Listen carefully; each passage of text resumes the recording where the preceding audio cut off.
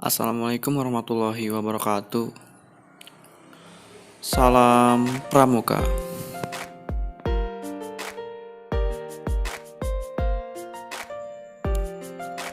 Pengertian Pancasila. Secara istilah, Pancasila yang pertama kali dapat kita temukan sejak zaman Majapahit di bawah Raja Hayam Wuruk dan Patih Gajah Mada abad ke-14. Terdapat dalam buku Negara Kertagama karya Empu Prapanca. Adapun arti kata Pancasila adalah 5 dasar atau asas. Urutan Pancasila yang sah dan dipakai sekarang dasar hukumnya adalah Inpres nomor 12 atau 1968. Adapun fungsi dan peranan Pancasila. Pancasila memiliki berbagai fungsi, yaitu sebagai dasar negara dan pandangan hidup bangsa. Sebagai dasar negara, Pancasila adalah dasar untuk bersikap dan berperilaku bangsa Indonesia dalam segala lini kehidupan, baik kehidupan individu, bermasyarakat, dan bernegara. Secara hakiki, fungsi Pancasila memiliki atau mempunyai 2 pengertian. Yang pertama, Pancasila sebagai pandangan hidup bangsa Indonesia atau way of life.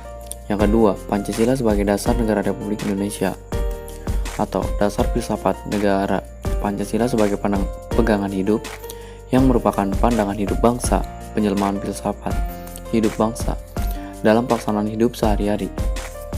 Tidak boleh bertentangan dengan norma-norma agama, kesusilaan, sopan santun, dan hukum yang berlaku. Itulah sekilas tentang mengenai pengertian Pancasila, fungsi dan peran Pancasila. Adapun isi 5 sila dalam Pancasila, yaitu yang pertama, ketuhanan yang Maha Esa. Yang kedua, kemanusiaan yang adil dan beradab. Yang ketiga, persatuan Indonesia. Yang keempat, kerakyatan yang dipimpin oleh hikmat kebijaksanaan dalam permusyawaratan atau perwakilan. Dan 5, keadilan sosial bagi seluruh rakyat Indonesia. Adapun bentuk pengamalan pada Pancasila yang pertama dalam kehidupan sehari-hari. Percaya dan takwa kepada Tuhan Yang Maha Esa sesuai agama dan kepercayaan masing-masing. Hormat atau menghormati dan bekerja sama antara pemeluk agama dan penganut-penganut kepercayaan yang berbeda-beda sehingga terbina kerukunan hidup. Saling memberikan kebebasan dalam menjalankan ibadah dan merayakan hari besar keagamaan. Tidak memaksakan suatu agama dan kepercayaan kepada orang lain. Toleransi antar agama, rajin beribadah. Kemudian, pengamalan nilai-nilai Pancasila ke-1 yang ada di lingkungan kita. Yang pertama, mulai dari keluarga.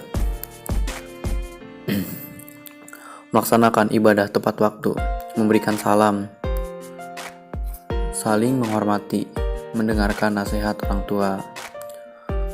Adapun di lingkungan sekolah, tidak membeda-bedakan teman, mendengarkan nasihat guru.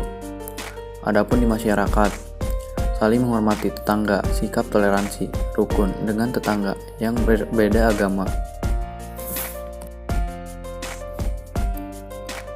Bentuk pengamalan pada sila kedua. Makna sila kedua Pancasila adalah kemanusiaan yang adil dan beradab, mengandung nilai suatu kesadaran, sikap moral, dan tingkah laku manusia yang didasarkan pada potensi budi pekerti luhur, hati nurani manusia dalam hubungan dengan norma-norma dan kebudayaan pada umumnya, baik terhadap diri sendiri, terhadap sesama manusia, maupun terhadap lingkungannya.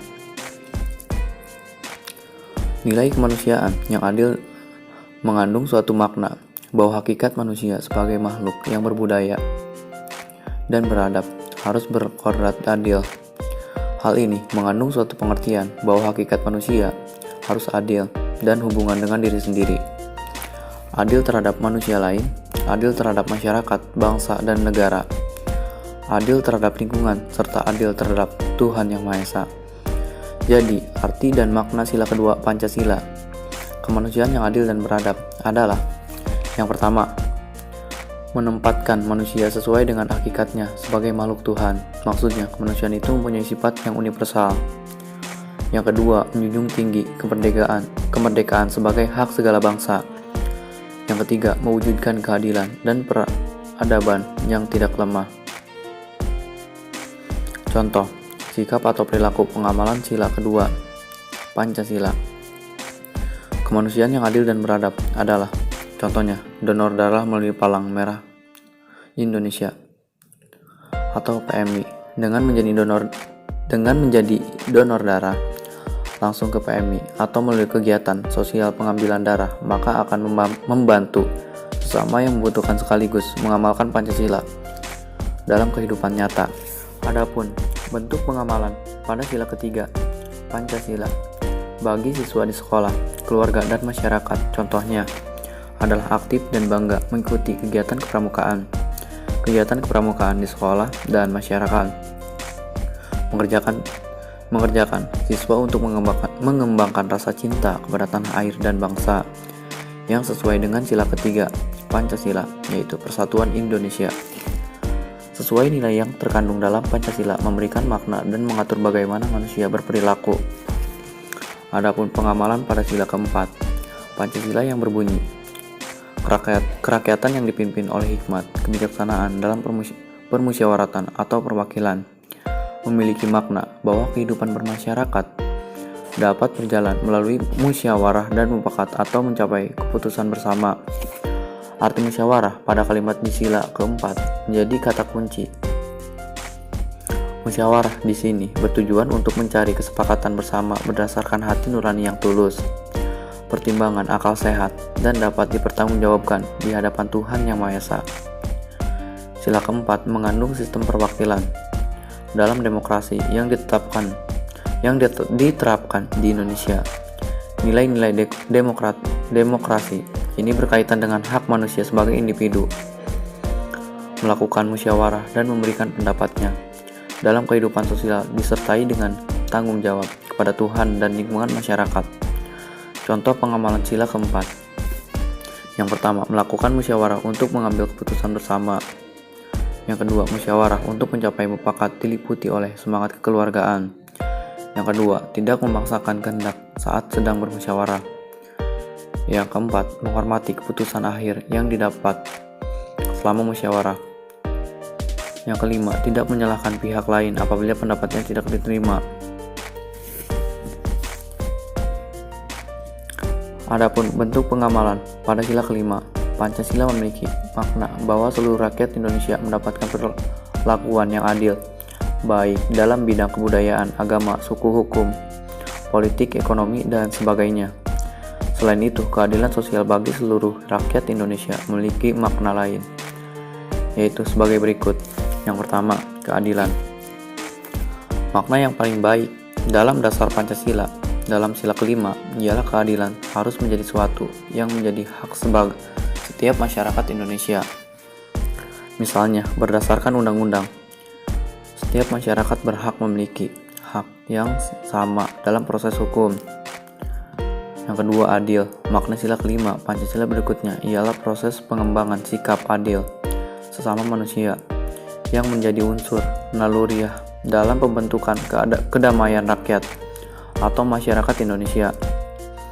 Pengertian adil di sini ialah serangkaian perilaku yang menetapkan sesuatu sesuai dengan posisi atau porsinya.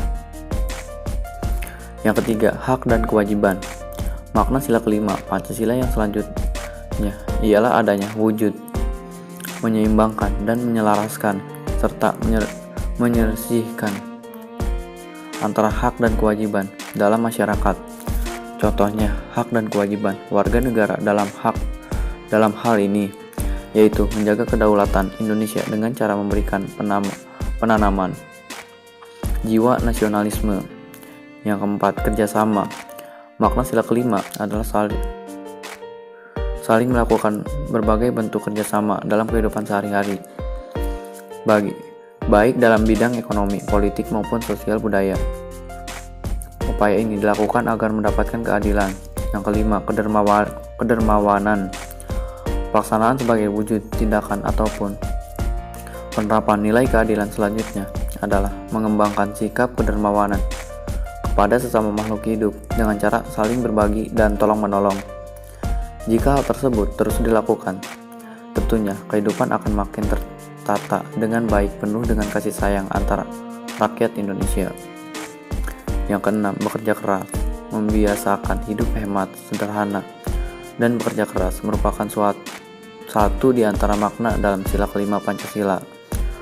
Upaya tersebut dilakukan agar segenap masyarakat bisa menjalankan perannya sebagai bentuk perubahan sosial. Yang ketujuh, tolong menolong. Tolong menolong kepada sesama menjadi satu di antara bagian penting dalam penerapan dan pengamalan Pancasila, khususnya sila kelima. Kebijakan baik ini tentunya akan memberikan pengaruh yang sangat besar terhadap kebahagiaan yang dilakukan seseorang. Yang kedelapan, menjauhi sikap tidak baik. Makna sila kelima Pancasila yang terakhir ialah menjauhi sikap-sikap yang dinilai tidak baik. Salah satunya diantaranya seperti pemerasan terhadap orang lain. Hal ini dilakukan agar seseorang bertanggung jawab atas apa yang menjadi tugasnya. Jadi seperti itu tentang mengenai bentuk pengamalan Pancasila dalam berkehidupan sehari-hari. Kurang lebihnya mohon maaf, dan mohon maaf juga jika ada kata-kata yang salah atau kata-kata yang kurang tepat. Karena manusia juga tidak akan luput dari kesalahan. Wabillahi taufiq wal hidayah. Wassalamualaikum warahmatullahi wabarakatuh. Salam Pramuka.